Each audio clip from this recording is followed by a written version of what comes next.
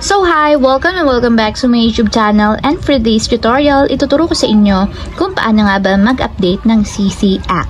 But first, kindly subscribe to my channel and don't forget to hit the subscribe button and the bell to notify you for my new updates. And if you want to learn more, just keep on watching and let's start! So ayan guys, for today's video, para sa Android phone, pumunta lang tayo sa Google Play Store ng ating phone.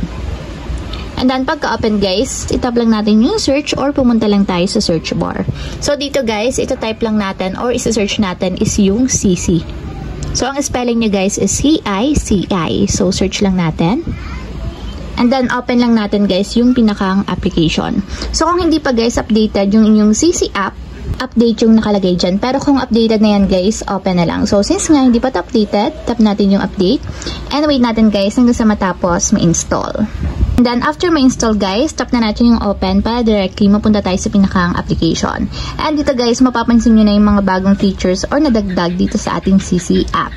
So, ayun lang guys, ganun lang kasimple kung paano nga ba mag-update ng CC app. If you have a question, can comment down below and don't forget to hit the subscribe button and the bell to notify you for the new updates.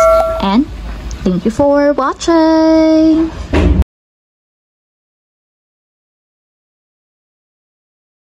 Living life